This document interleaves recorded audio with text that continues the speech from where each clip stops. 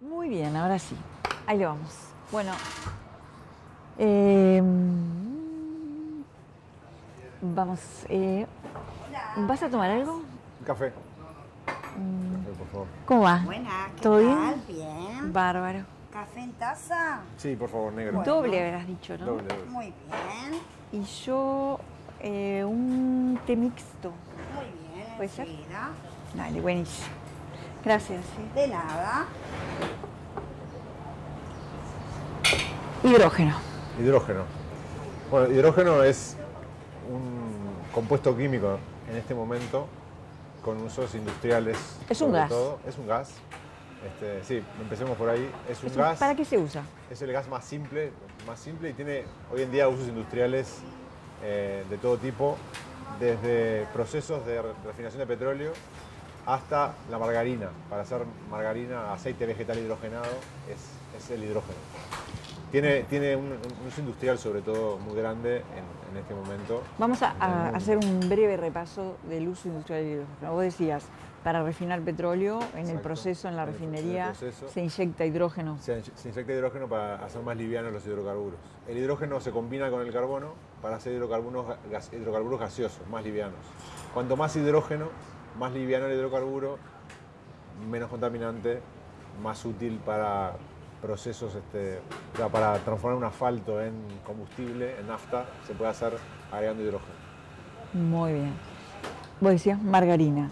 Sí, para procesos industriales donde hay que cambiar la fórmula química de un compuesto, sobre todo cambiando enlaces químicos de carbono entre sí. Margarina es el proceso que casi todo el mundo podría conocer porque conoce el aceite común, el que compramos en el supermercado, y el aceite hidrogenado, o sea, un proceso químico donde se le agrega hidrógeno, se forma la margarina, que es básicamente la misma molécula, pero con algunos hidrógenos más y queda sólida, en vez de ser líquida. Vamos a decir algunos otros productos. Fertilizantes. Fertilizantes que tienen amonio o amoníaco o urea, llevan hidrógeno. Podés, en la producción de los plásticos, en todo lo que tiene que ver con procesamiento de materiales basados en productos derivados del petróleo, hay Los polímeros que le llaman. polímeros, exacto, ¿sí? Para la formación. Y bueno, en muchas industrias es un residuo el hidrógeno. Muchas industrias producen hidrógeno, por ejemplo la industria de la soda y del cloro produce hidrógeno como residuo. ¿Y ese hidrógeno dónde va? En general va a la caldera, se quema, junto con lo que sea que se usa como combustible. Se quema y le da energía a la caldera y con Exacto. eso esa caldera genera energía para otras cosas, para calentar agua, para calentar lo que sea.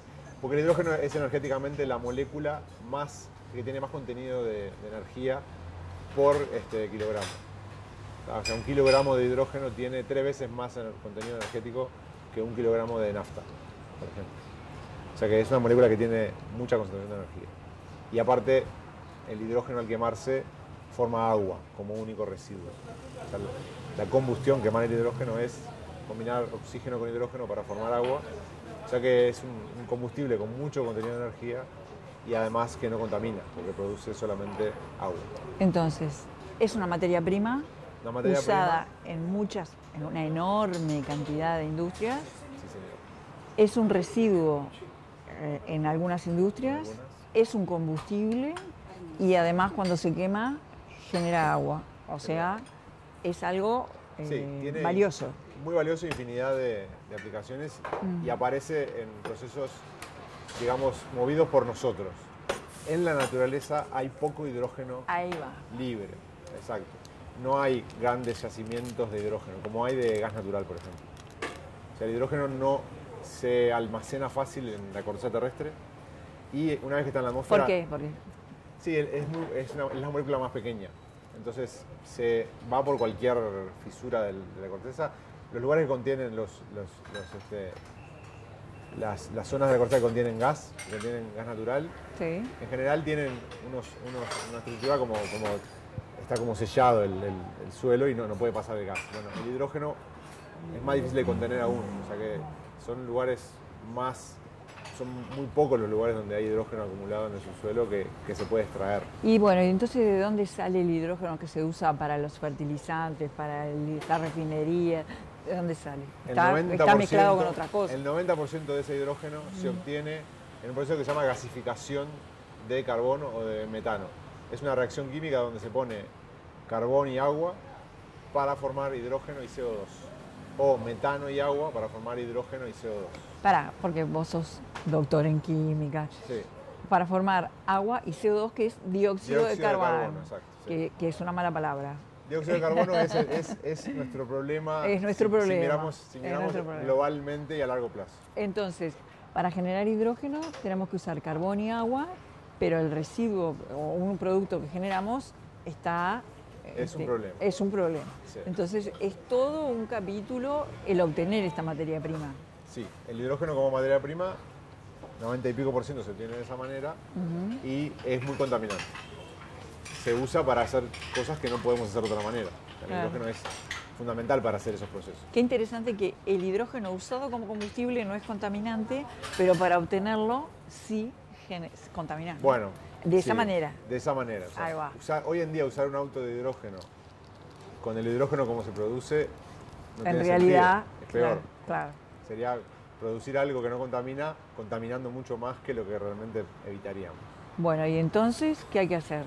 Entonces hay que producirlo de forma no contaminante. Y es ahí donde se le pone el hidrógeno verde. El color verde. El color verde porque es natural o porque es no contaminante. Y entonces, para obtener el hidrógeno que no contamine, ¿a partir de qué? Ahí son otros procesos, ¿no? A ver. O sea, químicamente el hidrógeno que se obtiene industrialmente por gasificación es una reacción química común donde el carbono y el agua reaccionan para formar hidrógeno y CO2. Pero eso es lo que no queremos. Eso no queremos hacerlo, entonces tenemos que buscar otros procesos y el proceso mejor caracterizado y que parece ser el que nos puede realmente resolver el problema de obtener hidrógeno en cantidades es el de la electrólisis. Electrólisis es una palabra que está compuesta por dos partes, electro, que es por electricidad, y lisis es rotura o corte. Y rompes una molécula. Romper una molécula de agua, la electrólisis de agua. Se puede hacer electrólisis de muchas moléculas, en particular la de agua es la que nos interesa para el hidrógeno. O sea, es separar el hidrógeno y el oxígeno del agua. La molécula de agua tiene hidrógeno y oxígeno. Sí, H2O famoso ese. H2O. Dos hidrógenos y un oxígeno. Entonces, con electricidad, el hidrógeno se va para un lado y el oxígeno para el otro. Se separa. Bárbaro. Entonces eso, para producir cantidades interesantes de hidrógeno, que ya vimos que tiene destinos innumerables, necesitas cantidades interesantes de agua. Y de electricidad. Y de electricidad, sí. Muy bien. Sí. Y entonces producís por cada, digamos, kilogramo de agua es 1/10 más o menos de kilogramo de hidrógeno. O sea, se precisan 9 kilos de agua para hacer 1 kilo de hidrógeno. O sea que es casi 10-1. Es casi 10-1 y en realidad como los procesos son ineficientes, anda entre 15 y 20-1 el uso del agua. Claro. Porque no todo se transforma en hidrógeno. Porque no es perfecta. Aunque la reacción te dé así, después en la realidad sí, se pierde. Sí, se pierde. Y además el agua se usa para muchas cosas en una planta de hidrógeno, podemos hablar después, pero básicamente se precisa 20 veces más o menos de agua para 20 kilos de agua para hacer 1 kilo de hidrógeno por electrólisis de agua y se precisa una cantidad interesante de energía eléctrica justamente por la razón de que así como el hidrógeno cuando se quema forma agua, el agua se forma porque es el compuesto más estable, digamos. Es mucho más estable el agua que el oxígeno y el hidrógeno por separado y con calor. Claro. Cuando uno quiere romper el agua para hacer hidrógeno, tiene que devolver esa energía que ganó. Claro. La tiene que devolver. La estabilidad de la molécula la tenés que... Sí, hay que romper esa molécula muy estable. El hidrógeno en realidad está en toda nuestra molécula, ¿no? O sea, la mayor parte de las moléculas del cuerpo humano son hidrógeno, los hidrocarburos, los carbohidratos, todos esos, ese hidro está el hidrógeno ahí metido, claro. Está bien. Bien, entonces, precisas para obtener una cantidad de hidrógeno 15 veces esa cantidad en agua, más o menos, y para, digamos, tener una producción modesta de algo, porque ese hidrógeno después vos lo usarías o se lo venderías a alguien que lo va a usar o para la margarina, o para una refinería, o para un... Sí. Entonces, ¿cuánto hidrógeno tendrías que producir modestamente para que tener un cliente así? Lo que pasa es que los clientes, ahí depende del tamaño ver, del cliente, ¿no? a Por ver. ejemplo, en Uruguay se produce margarina. Pero vamos a ver, el cliente es Uruguay.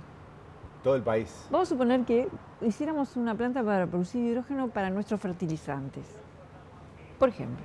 Bueno, ya los números la verdad que no los Más o manejo. menos. Esto no es un paper, más o menos. No, pero serían decenas o miles de toneladas, ¿no? O sea, estamos hablando de una cantidad importante para hacer amoníaco primero, un proceso famoso, Haber-Bosch es el nombre del proceso, para hacer amoníaco a partir de hidrógeno y nitrógeno, y luego ese amoníaco transformarlo en amonio, en urea, etc. Estamos hablando de unas plantas de tamaño significativo. Tampoco muy significativos porque es para Uruguay, ¿no? Sí, pero igual son grandes. El hidrógeno ocupa una parte importante de todas esas moléculas. Depende para qué lo querés usar, porque si el hidrógeno lo quisieras usar como combustible, por ejemplo, directamente, sí. Hay autos que funcionan con hidrógeno. Entonces ahí precisarías sustituir todo el combustible, toda la nafta del país. Bueno, pero eso me parece, digamos, 4 pasos más adelante. Me parece que para irnos acercando el tema, me gustaría pensar en algo que necesito ya. Para la industria, probablemente las industrias podrían instalar sus propios generadores de hidrógeno verde para satisfacer sus necesidades. Las industrias que usan hidrógeno hoy lo generan por gasificación o por electrólisis también, porque hay aparatos de electrólisis que se venden. Yo tengo un aparato para hacer electrólisis en mi laboratorio. Es más chico que una heladera, para hacer algunos gramos de hidrógeno por hora. O sea que eso es una escala razonable. Cuando hablamos de inversiones para hidrógeno verde, cuando hablamos de hidrógeno verde en general, estamos pensando en volúmenes mucho más grandes para tratar de sustituir primero todo el hidrógeno que se usa hoy industrialmente, todo, y segundo, empezar a sustituir los combustibles fósiles, que es por ahí donde me parece que está la clave, ¿no? Y el verde, no dijimos, pero la electricidad, que es la que se usa para hacer la electrólisis, tiene que provenir de fuentes renovables, tiene que provenir de eólica o solar, en otros países, maremotriz, geotérmica, etc. Ahí en Uruguay, con la energía, eso tenemos. Estamos bien. Y con el agua lo que nos falta es ponernos de acuerdo y ser razonables, ¿no? Sí, pero mirá. ¿Vos qué opinás ahí? Yo tengo claro que la discusión del tema del agua y el hidrógeno cayó en un muy mal momento para el país, porque toda la discusión se produjo el primer semestre del año pasado, cuando estábamos con la crisis hídrica. Bueno, no sé si es un mal momento, es un buen momento. Bueno, era un momento, digamos, donde la gente no estaba pensando en vamos a usar agua para otras cosas, agua pura para otras cosas, vamos a usarla para. Pero está bien que tomar. pase en una crisis, porque la crisis podés no esperarla y va a ver qué hubiera pasado si no hubiéramos sido cuidadosos. Pero si supongamos que la ruta del hidrógeno, la hoja de ruta del hidrógeno, que es el plan actual del gobierno para producir hidrógeno verde, se llevara a cabo a completitud al año 2040, que eso es lo que está escrito en los papeles ahora, la cantidad de agua que se precisaría para que todo eso funcione a la vez es menos que la terma del Arapey. O sea, el agua que está saliendo todo el tiempo, 24 horas, de las termas del Arapey, si esa agua, después de pasar por las piscinas, la recogiéramos, esa agua alcanzaría para satisfacer toda la demanda de agua que está en la hoja de ruta del hidrógeno verde del Uruguay a 2040. Por ponerte otro número, no sé si ese número te dice algo de la terma del Arapey, es el 6% de lo que eleva OCE para la reserva de Montevideo. Entonces, como que lo que tendríamos que hacer es mucha claridad y para distintos usos ser muy claro de cuánto se precisa y cómo se manejaría. Exacto. Porque no es para que tampoco sea un viva la pepa, digamos. Tienen que haber reglas. Tiene que haber legislación adecuada. Claro. O sea, afectación de zonas tiene que ser la mínima posible, no tiene que afectar a las poblaciones, obviamente, no tiene que afectar la producción, en la medida que la producción siga siendo un factor importante para nuestra economía. También podríamos decir que el agua que se usa hoy para lavar el ganado se usa para producir hidrógeno. Cambiás la matrícula habría que purificarla, o sea, cambiás pero los ingresos del agrandás país. la cadena. Claro, haces otras cosas además de Porque, claro, además de lavar el ganado. sustituir o reutilizar. Pero parece un tema como que muy positivo, ¿no? ¿Dónde está la parte negativa? Para mí es todo positivo. Sí. O sea, las afectaciones locales pueden existir siempre. O sea, puede haber una zona donde haya alguien que no le guste que haya una planta de hidrógeno al lado. Yo eso bueno, pero eso hay que verlo caso a caso. Exacto, pero ahí está la política y donde están las reglas. las leyes para compensar a las personas que se ven afectadas. Se llama regulación. Exacto, la regulación. Está bien. Sí. Entonces, un tema de una enorme oportunidad como materia prima, incluso para temas autóctonos. Sí. Porque yo lo que veo es que hay proyectos que están presentados, todo bien, hay que verlos con cuidado, se conocen no con mucho detalle, Poco. hay que tener el detalle, sin duda, tiene que haber transparencia, tiene que haber reglas, Todo. pero veo que son unas escalas enormes y me planteo si no sería bueno pensar en una escala Uruguay y... Pero no son escalas no todo Uruguay. enormes. No son escalas enormes. Yo no sé los números, pero no sé si todo ese hidrógeno que se produciría en los proyectos que ahora están planteados alcanzaría para abastecer a Uruguay.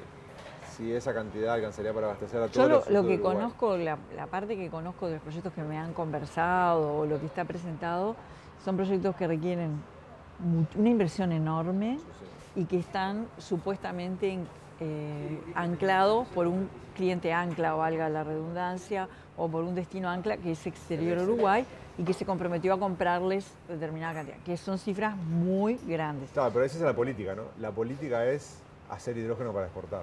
Bueno, por eso yo estaba aprovechándome de tu conocimiento para irnos acercando a que primero me parece que hace falta tu conocimiento, el tuyo y el de muchísima gente, de empezar a poner ejemplos, capaz que alguna cosa de esa podemos preparar para colgar en esto, algún ejemplo de si produjéramos tal cosa, cuánto, o sea, si sustituyéramos el hidrógeno que se obtiene de otra manera, si fabricáramos nuestros propios fertilizantes, no sé, en la fabricación de polímeros. Eso sería hacer industria, ¿no? Habría que hacer industrias para fabricar claro, autóctonas sí. Y generar un conocimiento de cómo se produce. Exacto. En Uruguay hubo industria de amoníaco, se producía amoníaco. Claro. Pero dejó de hacerse porque... No digo generar conocimiento nosotros local, de cómo se produce el hidrógeno. Ah, sí. Bueno... Porque ese es un producto secundario importante. Como los procesos estos de electrólisis son bicentenarios, ¿no? O sea, la electrólisis se descubrió hace 200 años. Y sí, grandes pilas.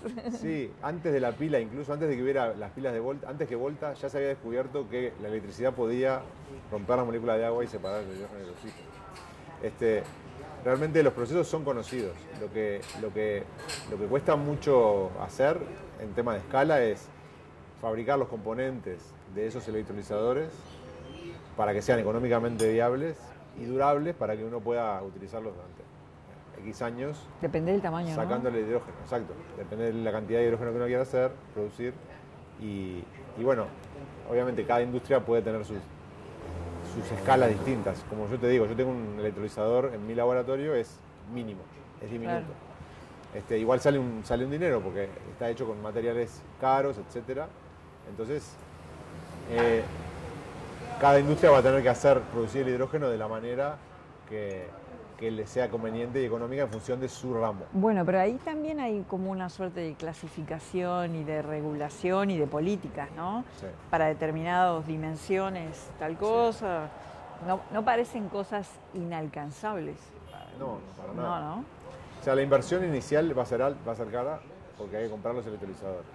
Pero eso es lo que no se produce acá. Depende de una gran... Hay que pensar una política ahí, ¿no? Sí. Bueno, hay que hablar con ustedes. Hay que hablar con muchos ingenieros también, porque yo soy químico más bien fundamental. Sí. Pero sí, se precisa coordinación de conocimiento de los equipos, de los tipos de procesos. Multidisciplina. Súper multidisciplina. Súper, ¿no? Sí. Súper.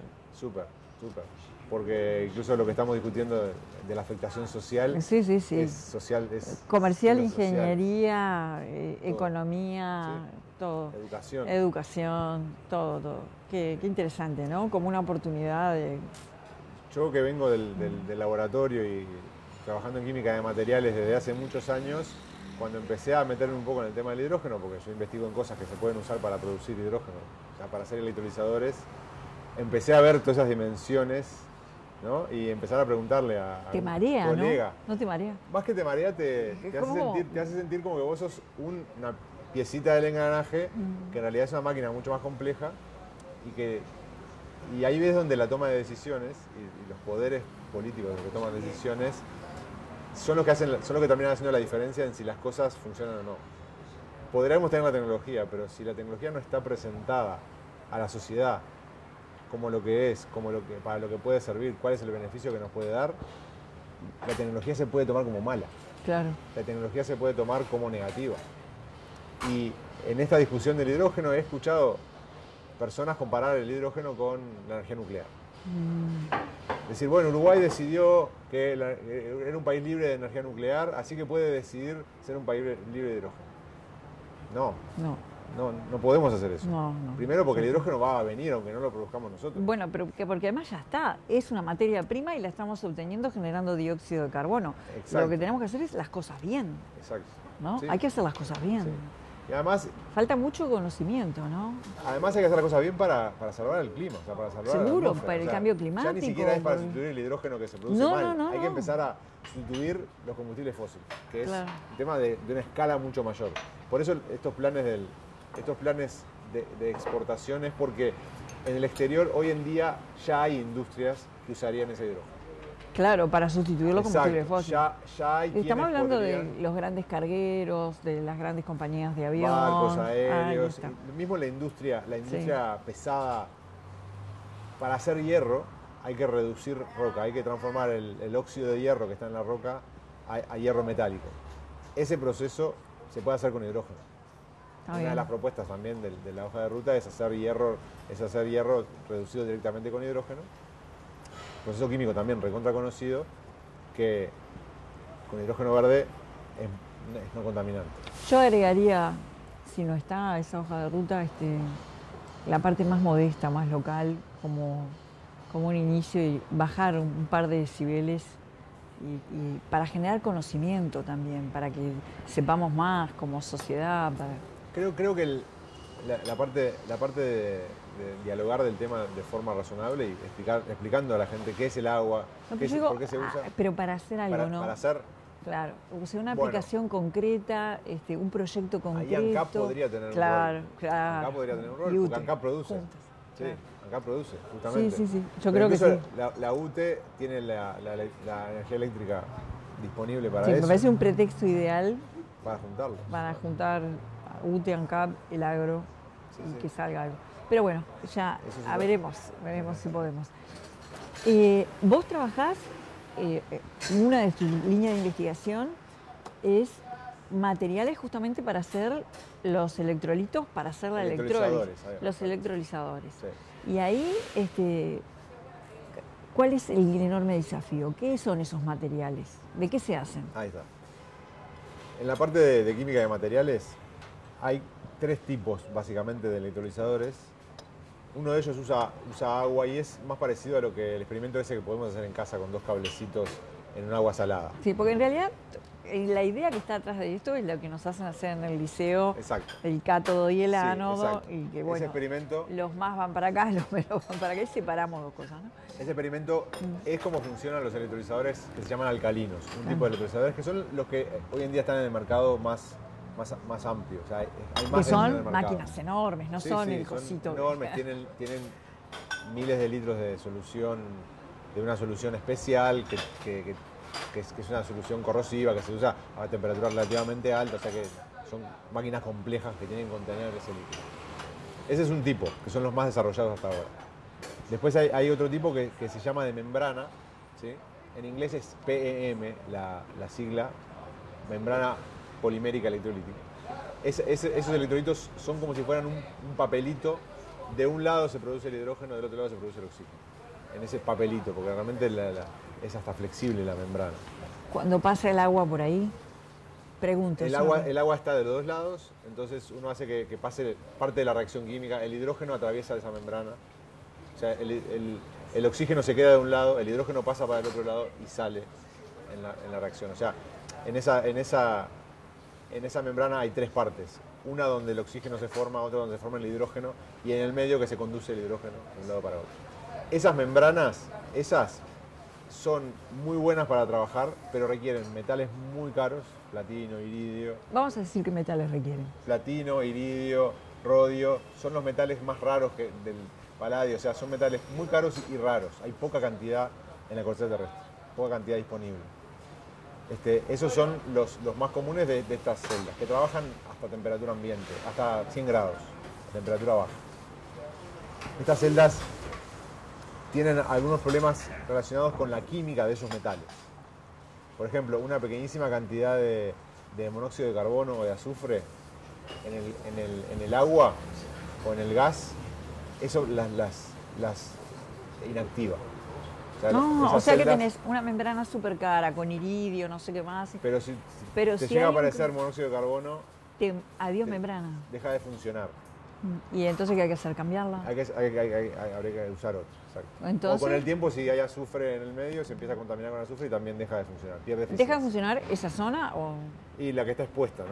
Lo que pasa es que los sistemas son grandes, tienen... ¿Y se va ampliando? Sí. O sea, cada vez que tengas más azufre vas a tener más lugares inactivos. Claro. O sea, y entonces, por eso tu investigación, porque estás buscando... Yo trabajo con celdas de alta temperatura, unas que pueden funcionar más o menos a 700, 800 grados. En esas celdas no hay esos problemas. Pero para llegar a esos grados necesitas mucha energía eléctrica para calentar. Sí, se precisa mucha energía para calentar la celda, pero la celda una vez que está operando se puede mantener a esa temperatura. Okay. O sea, porque la celda misma, además de generar hidrógeno, genera calor. Claro. O sea, uno puede hacer que el calor que se genera en la celda se mantenga en la celda, exacto, para mantenerla funcionando. En ese caso se usan metales más baratos. A ver. ¿Sí? Porque no se usa platino, iridio, estas cosas, se usan metales. Algunos tienen nombres raros, los metales que se llaman lantánidos son los más comunes, ¿sí? Son los que están abajo del todo en la tabla periódica, esos que están aislados ahí como... Los que nunca te acordás. Como separaditos abajo. Yo no me acuerdo porque vos sos químico. Pero bueno, esos son metales bastante poco comunes, pero no son tan raros como el platino y el iridio, etcétera. Son más abundantes en la corteza terrestre. Esos metales combinados con otros más comunes, calcio, estroncio, hierro, cobalto, producen dispositivos donde se hace ese mismo proceso. De un lado se genera el hidrógeno, del otro lado se genera el oxígeno y en el medio hay una conducción eléctrica o una conducción de iones. En este caso, en la celda que yo trabajo, es el oxígeno que atraviesa la celda. Ajá. Es una cosa un poco extraña porque es una celda sólida. O sea, si uno mira esa celda, yo no traje ninguna. No ves como una membrana. Pero es como si fuera un botón de camisa hecha de cerámico. Ajá. Es un botón de camisa que está pintado de un lado con un material, de otro lado con otro material. De hecho, el proceso para generar esa celda es de serigrafía. O sea, usamos serigrafía para depositar esos electrodos de los dos lados. Y a esa temperatura de 800 grados, el oxígeno puede atravesar la celda en forma de ion. Entonces, el agua se descompone de un lado, se libera el hidrógeno, el oxígeno pasa para el otro lado, se libera el oxígeno. Siempre la reacción es la misma, siempre se divide el agua y se forma hidrógeno y oxígeno. Está bien. Y entonces hay de temperatura 100 grados, Ambiente, 700 grados, baja y esas son básicamente las dos tecnologías. Sí, hay algunas de temperaturas intermedias, pero no están tan desarrolladas. O sea, hay de 400 grados, hay de... ¿Cuál es la clave entonces? ¿Dónde está el nudo para el desarrollo? Yo creo que la clave es un poco la escala a la que hay que producirlas. Hay algunas que son de temperatura intermedia, pero que solo tienen sentido si se hacen en escalas enormes. Ajá. ¿Sí? O sea, las celdas estas que estamos hablando son de escalas medias o chicas. ¿Quién es el país líder en la producción de esas celdas? En la producción de celdas, Alemania es el que está más desarrollado, Holanda, Corea. ¿China? China está trabajando más en litio. A ver, o sea, porque el litio... litio es la competencia, ¿no? El litio las baterías de litio es más la competencia, pero en realidad cuando uno mira la literatura, publicaciones científicas, que es lo que yo miro más frecuentemente, hay muchísimos chinos, por supuesto, trabajando en estos temas. Bueno, porque son muchos, claro. Porque tienen muchísimos laboratorios desarrollando cosas. Pero el liderazgo más bien estamos... El liderazgo tecnológico es más que nada Europa y Corea y Japón. En las celdas que yo trabajo de alta temperatura todavía no hay prototipos comerciales a la venta. ¿Por qué decís que el litio es la competencia? Bueno, porque las baterías acumulan energía eléctrica y la pueden liberar en el momento que uno quiere, como pasa con los autos de baterías. Entonces, en este momento donde todavía no abandonamos el combustible fósil y el hidrógeno todavía no está distribuido como para poder usar en vehículos. Ah, te referís a que es la competencia hacia el futuro. Claro, exactamente. El litio es el que primero va a sustituir. Las baterías de litio son la primera forma de sustituir los vehículos a motor. Sí, sí. Y en escala pequeña, o sea, autos, en escala pequeña seguramente lo más conveniente sea usar vehículos con baterías. Ya a escalas medianas, autobuses, camiones, cualquier otra cosa más, el hidrógeno es más conveniente. O sea que probablemente no haya mucho auto de hidrógeno funcionando en Montevideo dentro de 20 años. Sí, ómnibus y camiones. Porque no es tan conveniente económicamente. Económicamente las baterías funcionan. Hay que ver cómo se desarrolla la industria a nivel mundial, ¿no? Porque debe ser una guerra. Bueno, y aparte hay un tema con los recursos minerales también, porque yo hablé de metales raros y hay elementos químicos que tienen problemas geopolíticos, ¿no? Te iba a preguntar, porque primero hablaste de metales muy raros, con membranas que tienen unos problemitas, y después hablaste de metales que no son tan raros, con membranas que no tienen, parecería que no tienen problemas. No. Esos metales que no son tan raros son escasos. Lo que pasa es que la mayor parte se producen en China y en Rusia. Ah, ahí va. Entonces hay como un problema geopolítico de dónde vamos a sacar esos metales para poder... ¿Y dónde más hay esos metales? Bueno, hay ¿En varios, la Luna? bueno, no sé. Seguramente la NASA sabe, seguramente eso ya se está investigando, ¿no? Está medio lejos Marte igual para traer. Bueno, pero hay gente que quiere llegar, que dice que llega. Sí, pero para llegar y traer es otra cosa. Pero, sí, claro. Pero en la Tierra son raros, pero no tanto. Hay creo que en Canadá, en general está distribuido en el mundo, pero hoy en día la mayor explotación se hace en esos países, en China, en Rusia. El cobalto es un material muy importante para las baterías de litio, o sea, porque las baterías tienen cobalto y el cobalto, una de las principales fuentes está en África, ahí en la zona de África Central, en Ruanda, Burundi, esos lugares donde las guerras asolan y donde la minería ilegal que emplea niños, emplea gente en condiciones infrahumanas, son la fuente de cobalto y de muchos otros metales para la industria de la tecnología, ¿no? O sea, es complejo depender de ese tipo de minerales a gran escala cuando la geopolítica tiene sus cosas, ¿no? Claro. Los precios de las celdas, los precios de los metales también dependen de cuestiones geopolíticas. Seguro. O sea, producir celdas de estas puede costar algo si estás al lado de donde se extrae, pero si estás del otro lado del mundo posiblemente cueste muchísimo más solo por el costo de los materiales. Los materiales nunca son el precio mayor de la celda. La tecnología alrededor es más cara. Y las personas que lo hacen, las personas que lo operan son más caras que la tecnología cuando uno suma todo.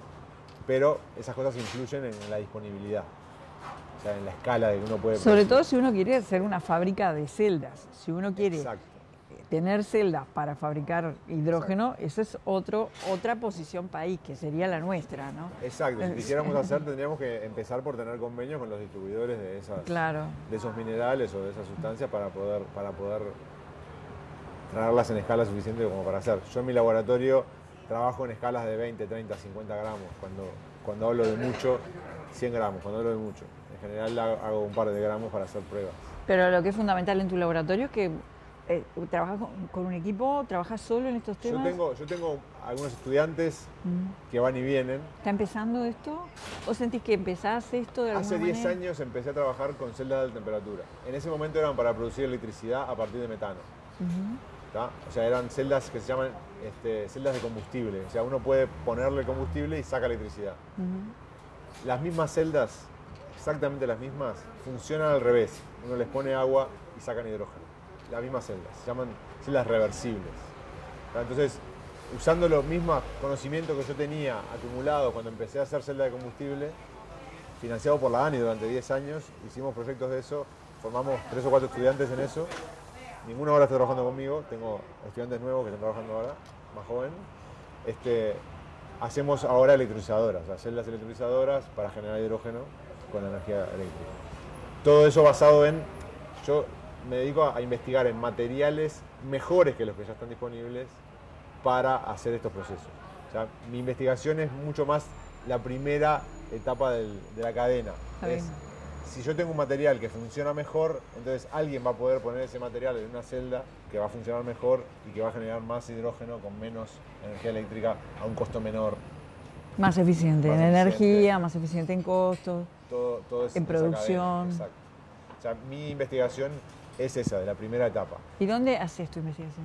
Eso es en la Facultad de Química. Facultad de Tengo un Química, Universidad de la laboratorio, República. Sí, en la UDELAR, ahí. Con algunos estudiantes. Sí. ¿Y han podido trabajar interdisciplinariamente con alguna otra gente en algo o estás ahí todavía?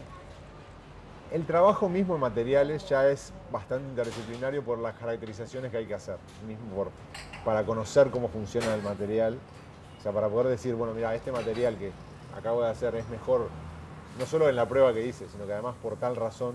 ¿Y con qué otras disciplinas tenés que trabajar? Bueno, ahí con todas las químicas, analíticas, con las físicas, o sea, yo trabajo... ¿Geólogos? En realidad, yo no trabajo Pregunto, justo ¿no? con los materiales de partida, o sea, Ah. no trabajo con los geólogos. Yo, mi formación básica original antes de trabajar en celdas era en estructura química. Pero yo soy cristalógrafo. Cristalografía es la disciplina que se dedica a entender cómo están puestos los átomos en los compuestos químicos sólidos, en los cristales. Ahí sí la geología tiene una interacción. Yo interactúo mucho con químicos que precisan saber de estructuras. Pero la estructura es parte del trabajo en las celdas, pero la parte de las celdas tiene un poquito más de ciencia de materiales. O sea, es un poquito... La cristalografía es una herramienta. Está bien. No nos metamos tanto. No. Estamos todos. Y bien. ¿Vos trabajás, todo esto que vos trabajás, nanotecnología? Claro, yo A ver. preciso...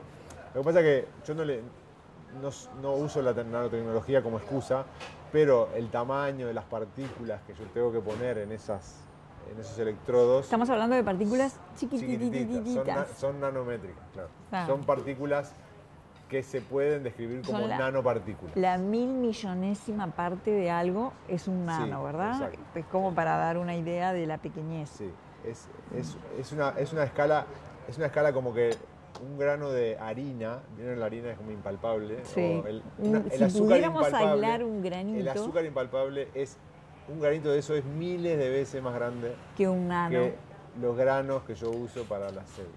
Ahí va. Estamos hablando de escalas casi inimaginables en Claro. cuanto a tamaño. Súper infinitesimales. Sí, pero millones de esos, ¿no? Miles de Claro. millones.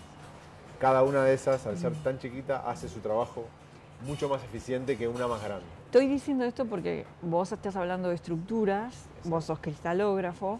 Cuando vos hablas de una estructura, me supongo que haces un dibujo o te servís de una aplicación para tener Sí, hago modelos. modelos, una versión 3D. Ya nos pasarás algún link para mostrar algo de eso. Te muestro un modelo si querés. Sí, Traje quiero mostrarme. Este es un modelito. Wow, qué bonito. Se ve bonito. Tengo dos modelitos acá. Que los uso más que nada para dar clase. Algunos son lindos, también los uso para adorno. Pero estos son modelos de un tipo de una familia de compuestos que yo Estos yo modelos estudio. se se llaman perovskitas. Los que- va a quedar para mí este modelo. Es tuyo. Es precioso. Bueno, vamos a explicar. Este, por ejemplo. Esto es una estructura. En realidad, en este modelo, las pelotitas representan cosas distintas. Ah, pero estamos hablando de cada cosita de esa es Es un átomo. Cada uno de estos es un átomo, en este modelo. perdido en el infinitésimo, Sí. pequeñísimo. Un grano nanométrico tiene miles de estos.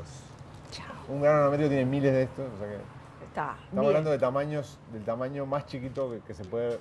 A mí lo que los yo te átomos. quiero parar acá porque lo que me parece que es impresionante es que el punto de partida de esto es infinitesimalmente pequeño y te vas todavía más adentro de eso. O sea que independientemente del tamaño, la capacidad de abstracción y la ciencia para llegar a que, aunque son pequeñísimos, imposibles de ver, están estructurados así. Nosotros sabemos que según si esto está más inclinado así o de otra manera, eso hace que sea mejor o peor material para las celdas electrolizadoras. Porque esto no está sola, está con otros iguales. Estos son, claro, Son todos. miles de estos. Y cuando están todos mezclados así No, desordenados, están ordenados. están justamente agarrados, Están agarrados así, en esto. como en una cadena. Se parecen, Como en que tres esto dimensiones. encastra en el agujerito de otro y Estos van... están todos así unidos como este y así son en vez de 3, 5, 10, 100, 1000, todos. Los metales lantánidos son los que están adentro. Mirá, este negro acá, este negro sería el lantano, los metales lantánidos, esos raros. Nómbrame un metal. Lantano, por ejemplo, sería uno. Lantano. Esto sería... Lantano, un átomo. Un átomo. ¿Y lo que está alrededor? Estos serían los oxígenos, acá en este caso que yo trabajo. ¿De qué color? Los azules y los rojos. En este caso están hechos, acá los rojos son todos iguales, son todos oxígenos. Y los octaedros blancos, esto que hay acá, o sea, sí, las figuras esas blancas representarían un metal, que podría ser hierro, por ejemplo. O sea, esto podría ser una composición lantano, hierro, oxígeno 3. Es la fórmula que estos son la base y las perlas que están adentro. Las perlas son lantánidos, sería lo mismo que esto, en este caso. Y esto sería la base base estructural química de una partícula para hacer la celda. Para hacer la celda, para producir hidrógeno. Exacto. O sea, a mí mi formación es en entender esto y arriba de eso voy aprendiendo sobre, bueno, si los arreglos de átomos son así, las propiedades físicas son así. Esas propiedades físicas permiten romper la molécula de agua, permiten liberar hidrógeno, permiten conducir electrones y átomos de oxígeno para hacer una celda. Y después trato de construir una pequeña celda para demostrar que gracias a ese cambio que yo le hice a este pequeño modelo, puedo hacer una celda mejor. O sea, el objetivo es entender cómo funciona la celda o cómo hacer una celda mejor en base a esto. Entonces, déjame traducir con total humildad. Vos me corregís, yo de química no sé nada. Primero tenés, bueno, estructura, matemática, modelos, conocimiento de cómo se unen, por qué esto va acá, por qué el modelo. Operás sobre el modelo, o sea, computadora, modelo, tu conocimiento, sacás una conclusión, haces algo al material, que el material es un pedazo de cerámica que tiene esto adentro, que no se ve. Operás sobre el material para ver si lo que vos estás ensayando funciona, lo probás y ver si da lo que vos suponías, venís bien. Si da mal, es que algo anduvo mal. O sea que tenés un viaje desde la imaginación, el modelo, la matemática, la realidad, el resultado, y volvés. Impresionante. Cuando puedo. Cuando podés. Sí, a veces, ¿qué pasa a veces? A veces no hay financiación, a veces no hay forma de medir. A veces no hay suficientes estudiantes para hacer muchas pruebas, porque claro, cada desarrollo de un material, hacer una prueba de esto requiere meses y requiere recursos. Y a veces hacemos un material nuevo, lo probamos, pero no podemos hacer todos los cambios que la imaginación nos dice. Porque necesitas, a ver, vamos a decir para todo lo que pisás plata. Tenés que tener... productos químicos primero.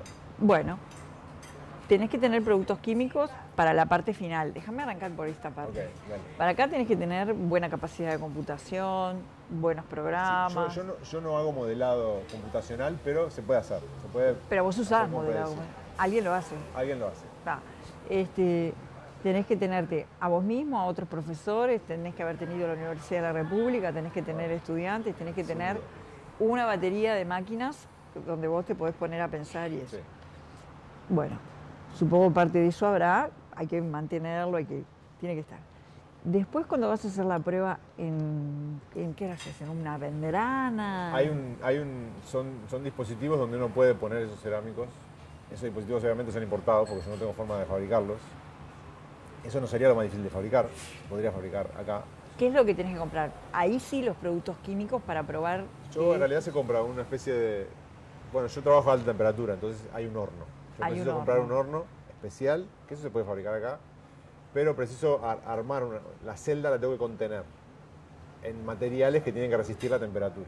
Y para poder pasarles el hidrógeno y el oxígeno, o sea, tengo que poder hacer un trabajo químico con gases a alta temperatura. Como si estuvieras produciendo.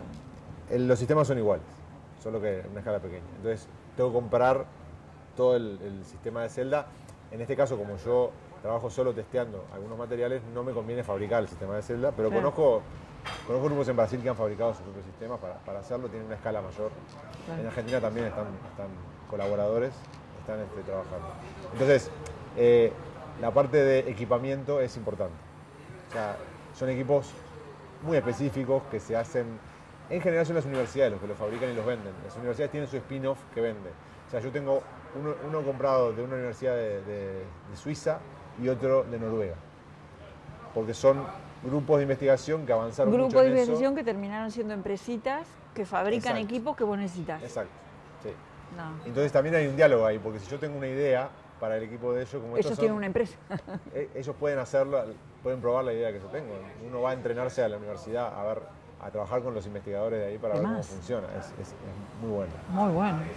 Y eso es solamente el equipo. Después están los materiales y el laboratorio, ¿no? El laboratorio tiene que tener condiciones para hacer el trabajo. O sea, edilicias, seguridad. Yo trabajo con hidrógeno.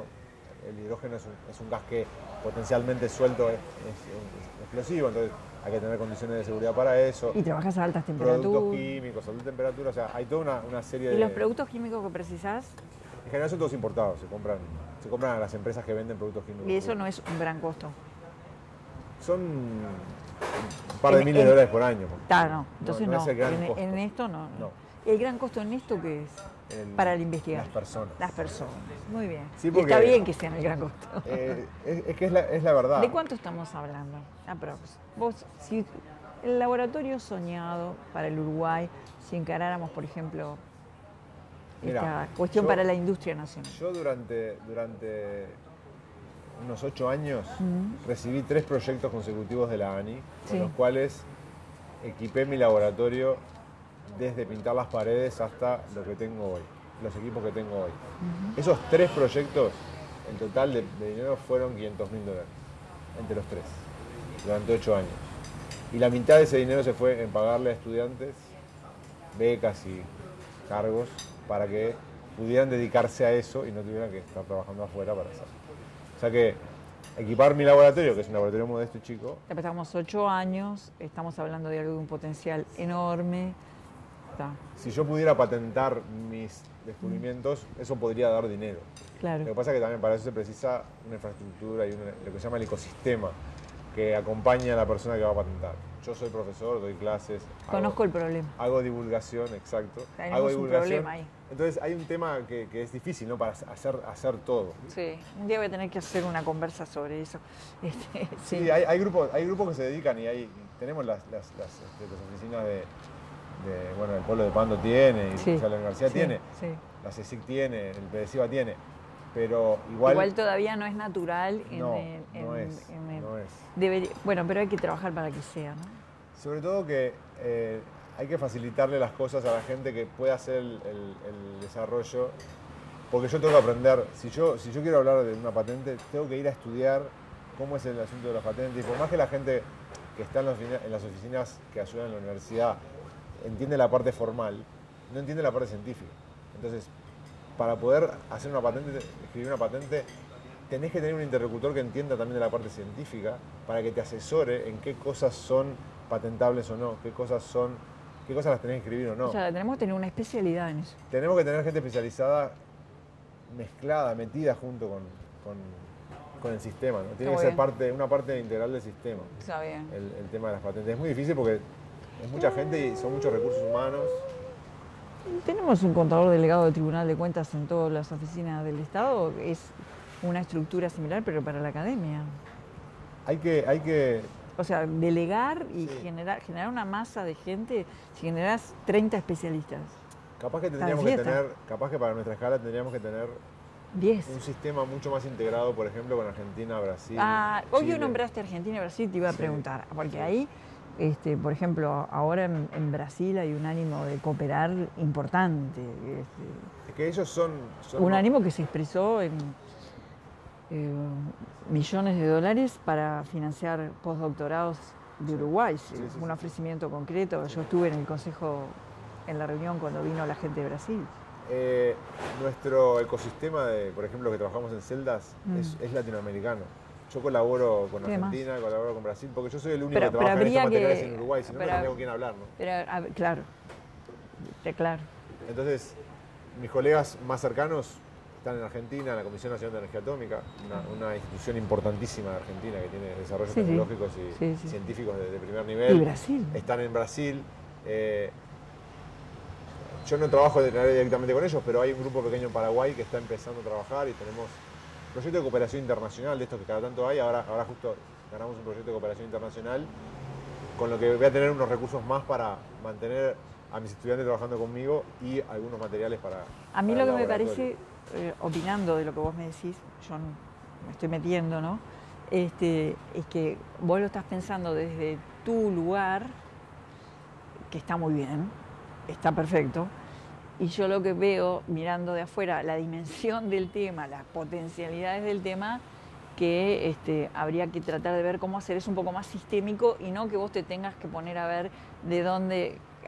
O sea, vos vas a tener que competir por fondos, vas a tener que presentarse a concursos, eso me parece bien, pero generar algo un poquito más sistémico para que eso crezca, ¿no? Para que tengas más estudios, para traer más gente de Brasil y de Argentina acá, por ahí, y generar programas de trabajo acá, o sea, engordar la cantidad de gente. Latinoamericanos, sí, centros sí. Donde la ayuda para... Me gustaría que fueran en Uruguay. Pero Uruguay tiene una locación privilegiada, sí, porque estamos en el centro de Argentina y Brasil, o sea, los lugares más desarrollados de Argentina y Brasil están muy cerca de Montevideo.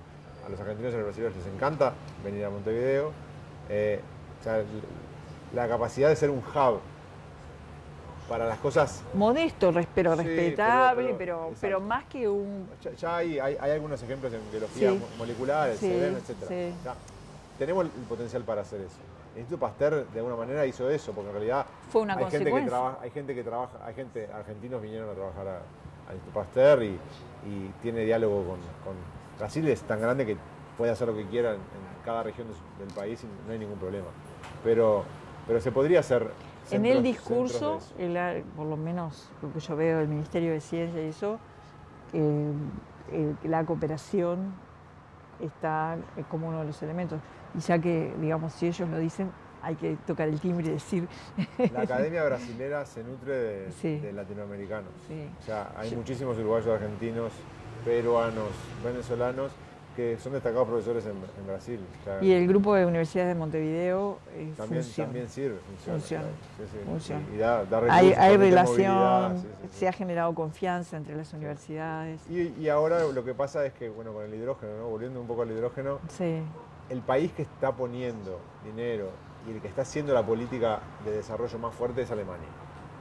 Y Alemania invita permanentemente, todos los años, a colegas de todo el mundo a integrarse a las investigaciones que ellos hacen o interesarse por las investigaciones que hacemos acá. Y ahí buscamos contactos, tratamos de escribir proyectos.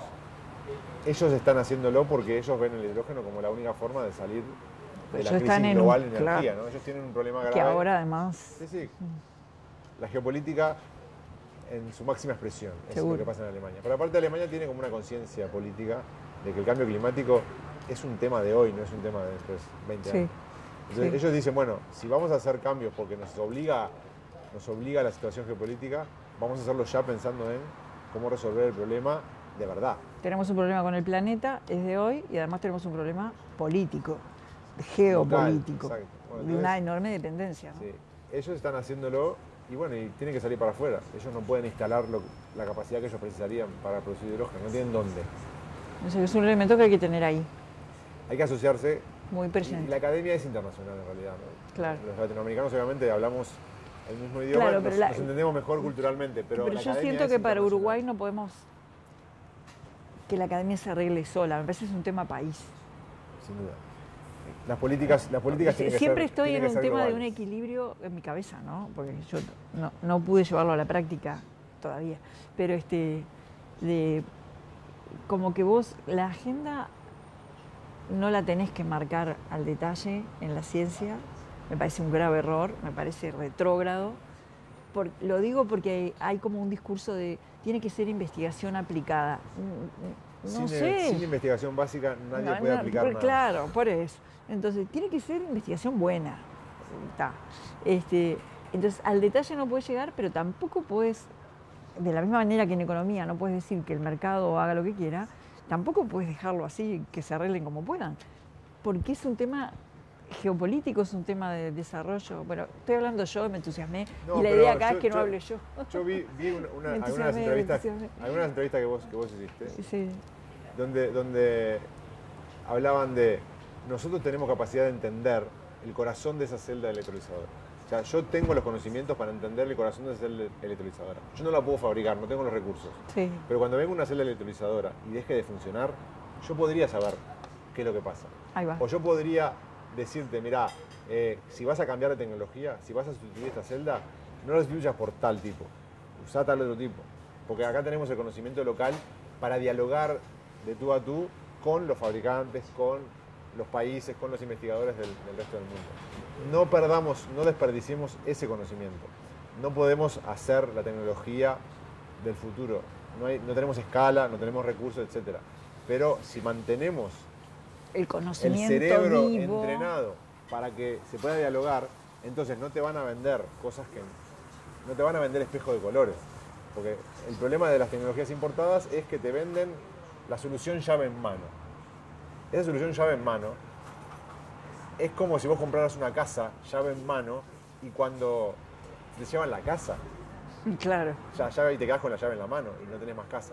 claro. O sea, eso es el problema de las tecnologías, de algunos modelos que... No, pero estamos hablando de cosas que son centrales, ¿no? El modelo que se quiere usar hoy para el hidrógeno en Uruguay se parece mucho a eso llave en mano. Y a mí no me parece bueno. Yo creo que a todas las empresas que van a invertir 5.000 millones de dólares en Uruguay tendrían que tener una pata académica al lado de nosotros, Sin duda. porque en sus países las tienen. Bueno, por eso cuando estábamos hablando yo te arranqué que en vez de pensar solo en proyectos para exportar hidrógeno, una buena cosa me parece es pensar en algún proyecto modesto, que para igual sería grande, para producir algo que nos sirva acá con el hidrógeno, que hay 500 cosas. No, fertilizante es lo primero, sería lo primero. Que tendría a varias bandas impacto. Tendría un impacto tremendo porque importamos todos los fertilizantes y somos un país que agroexportador. Y también podríamos, no decir, y producir todo el fertilizante, podríamos empezar por algo modesto. Bien. ¿Para qué te ha servido la química en la vida? Lo que pasa es que uno con los años se da cuenta de que la química está en todo. No, pero a vos, en tu vida. A mí. O sea, a mí me hizo una forma de vida, ¿no? O sea, yo vivo en el laboratorio, trabajo en un laboratorio, enseño química, estoy todo el tiempo tratando de diseminar, de entusiasmar, de informar a la comunidad. El trabajo ese de extensión universitaria, que es ir a hablar con la sociedad, para mí es parte de mi vida. Y si no tuviera el manejo de la química que tengo, no podría relacionarme con gente de escolares hasta otros universitarios, hablando de temas que pudieran ser relevantes para ellos. O sea, como la química es un vehículo para abrir camino, ¿no? A ver. Viste que todas las ciencias dicen que son las más importantes. Todos decimos eso. Sí. El moto de química es la ciencia central. Pero yo podría decir que hay una ciencia que es la madre de todas las ciencias. Ese es el moto, la matemática. Sí. Acá abajo. No, allá arriba, porque siempre están siempre está en el último piso. No, la madre es la madre Gea, la madre tierra. Bueno, pero no hay un dios griego de la matemática. No hay un dios griego de la matemática. Bueno, pero los griegos creían que la música era una rama de las matemáticas. Porque hay un dios griego de la ciencia de materiales. Bueno. Vulcano. Vulcano, claro, tenés razón. Está martillando el hierro. Entonces, yo como... Era la ambrosía. Yo como químico y como científico de materiales, me gusta entender cómo funcionan las cosas en el mundo, interactuar con esas pequeñas cosas. Bueno, entonces la química te ha servido para eso. Para entender, sí, claro. Para querer entender. Sí, la curiosidad y despertar la curiosidad, etc. Está muy bien. Sí. ¿Qué le dirías para hacer modelitos. ¿Qué le dirías a alguien? Yo te voy a decir que a mí no me gustaba la química cuando era estudiante. A mí no me gustó la ingeniería, yo dejé ingeniería. ¿Qué tal? No, pero vos sabés que en determinados momentos sí me enganchaba mucho. Bueno, como todo, ¿no? Había cosas que a veces me aburría con determinadas, en algunas cosas sí me enganchaba. Tuve malas experiencias porque durante la dictadura tuve... Las experiencias con los docentes marcan mucho. Pero en la dictadura teníamos el problema de que podías tener a alguien enseñándote que no sabía un pomo de lo que te estaba enseñando. Pero nada, o sea, es como si yo ahora intentara resolverte una ecuación, una oxidación. me acuerdo del título, digamos. No supiera nada. No, nada. Y bueno, y eso yo lo viví cuando tenía 17 años. Entonces, ese año fue terrible. Después, cuando tuve que estudiar sola química orgánica y me adentré, me gustó, pero no me gustaba la química. Entonces, alguien que está en eso, tratando de entender una reacción, tratando de... Ya no sé ni cómo se enseñará la química ahora, supongo que se enseñará distinto, ojalá se enseñe distinto. Sí. Debe enseñar distinto, ¿no? Aquello de que le sacaba las cositas colgadas y eso ya no debe ser más así. Los diagramas capaz que son parecidos, pero ¿qué le dirías a un estudiante que está así emboladísimo con la química? Yo lo que pasa es que lo que tiene que empezar a buscar es palabras clave. Ahora que con el celular uno puede buscar y buscar palabras clave y ver cómo eso embolante que está enseñando el profesor de la química en realidad es aplicación de 1000 cosas. Cualquier cosa de bioquímica está en la cerveza, está en los medicamentos, está en la pintura que ponemos en la madera. Decime un par de palabras clave. O sea, yo te digo las que yo usaría. Las perovskitas hoy en día. ¿Las qué? Las perovskitas, que son las que este modelo, son la solución a los paneles solares. Vos ponés perovskita en internet y te va a salir 1000 links de artículos científicos y de prensa donde explican cómo los paneles solares de perovskita son más eficientes que los de silicio, son más baratos, son flexibles, son los del futuro. Por decirte uno de ciencias de materiales. O sea, lo que me estás diciendo es que en la clase que se está embolando con una reacción ahí, está viendo esto que en realidad está en cosas enormes. Cada una de esas cosas abre un camino. En la clase está al revés, está en el origen. Claro, lo que pasa es que si uno no está parado en el piso, difícil que pueda ver las cosas claras. Entonces, la ciencia que se enseña en el liceo es el piso. A partir de ahí solo podés construir. Si no estás parado en el piso... Habría que ir y venir de la superficie al fondo, bueno, ¿no? Y los buenos profesores yo creo que hacen eso, ¿no? Son los que logran captar tu atención, quizá con otra cosa, y te llevan a eso. La experiencia docente, la experiencia esa de tener un docente que te marca para mal, a mí me pasó con física. Yo tuve un docente muy malo de física y por eso me dediqué a la química. Yo tenía más gusto por la física cuando era más chico. Esas cosas son normales. Y también es nuestra responsabilidad. Yo como docente de la universidad siento que es muy importante tratar de estar todo el tiempo transmitiendo, no solo lo que nosotros hacemos, también el amor por la disciplina, o el amor por el estudio, o el amor por la ciencia en general, la ciencia social, o sea, la ciencia. Porque la curiosidad sea algo que lo lleves a cabo y que cuando alguien busca algo que no está en su léxico, o no está en su día a día, o que no está en su barrio, ya ese salir un paso afuera del círculo ese de conocimiento fácil, eso ya es un logro y eso hay que... Es como dejar de mirarse el ombligo. Exacto, eso hay que felicitarlo, eso hay que motivarlo, porque en realidad de cualquier lado puede venir el próximo Einstein, no sabemos, o sea, el próximo gran científico. Acá en Uruguay tenemos grandes científicos y capaz que si mirás estadísticamente es improbable.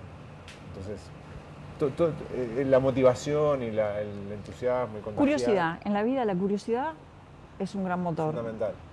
Trabajar con otros. La curiosidad habrá matado al gato, pero a los hombres nos sacó de los árboles. Y a las mujeres también. A los seres humanos, perdón. Está muy bien. Muy bien, muy bien. ¿Qué le pedirías a Uruguay? Yo le pediría una política estable en cuanto a ciencia, porque no es millones de dólares para mi laboratorio. Es saber que voy a contar con tantos recursos de aquí a tantos años, para poder decirle a mis estudiantes, mirá, si vos seguís estudiando esto, vas a poder seguir 3 años más, vas a poder terminar tu doctorado, vas a poder hacer un postdoctorado en otro lado, vas a poder volver capaz a trabajar en la universidad. Y vas a poder vivir de investigar. Exacto. Yo soy de la época empecé a hacer mi doctorado en los 90, donde el PDCIVA todavía tenía recursos suficientes para financiar becas de doctorado. Y casi que todos los que hacíamos un doctorado teníamos una beca de PDCIVA garantizada porque había recursos suficientes. O sea que yo nunca tuve esa incertidumbre de, cuando termine la maestría, no voy a tener cómo financiar mi doctorado. Yo no tuve esa incertidumbre. Entonces para mí fue fácil pasar de la maestría al doctorado y conseguir una posición, un cargo de docente en la universidad y seguir trabajando. Tuve la oportunidad de irme al exterior y volver y eso también me ayudó a ampliar horizontes, pero porque acá tenía un lugar donde volver. Predecibilidad. Mínima. O lo que estábamos hablando. Alguien comentaba sí, contigo. todos, porque lo estoy haciendo en todo. En Argentina uno sabe que si le interesa hacer un doctorado tiene plata. Sí. Bueno, pero esto es importante, porque sí, hacer carreras en cosas tan abstractas requiere un esfuerzo personal muy grande. Claro. Porque vos estás metido dentro de un libro, estás metido dentro de cosas que... Es más divertido ir a jugar al fútbol 5 para mí, que a veces ponerme a leer y a estudiar. Pero eso te puede compensar en otras cosas. Y a la sociedad le sirve el que juega bien al fútbol 5 y el que estudia cosas. Y a mí me hace un poco gracia porque en Uruguay, si hay un joven que es muy bueno pateando la pelota, seguro le damos todas las condiciones para que llegue a la liga profesional. Pero si hay un joven que es muy bueno en ciencia, se nos pierde. Eso para mí es un crimen que nos pasa a nosotros, como país. ¿Está? Más allá de los problemas mucho más graves que hay, de la falta de alimentación saludable para nosotros. Pero tenemos como políticas muy buenas para algunas cosas, pero para otras, que otros lo tienen resuelto, no tenemos. Y eso creo que es un poco criminal. Yo tengo muchos alumnos que se terminan yendo de acá porque no tienen dónde quedarse. De hecho, todos mis estudiantes que han recibidos han ido a trabajar a otro lado, o afuera del país, o fuera de la academia. Porque no tienen dónde quedarse. ¿Dónde quedarse? Es decir, ¿dónde trabajar? Claro, no tienen... ¿Cómo seguir investigando? Sí, no hay cargos en la universidad ni en las industrias. Ni dinero para hacer investigación científica, claro. Y los vamos perdiendo. Sí. Eso es una pérdida del país para mí. O sea, que tus mejores estudiantes, que tienen una formación cuaternaria de doctorado, no tengan más remedio que irse al exterior, porque acá no hay donde trabajar, es exportar plata, ¿no? Es caro. Está bien, claro. Está bien. Bueno, ¿algún consejo final? Sí, son míos los dos. No, este no. ¿Por qué este no? Es para las clases. Ah, bueno. Este entonces.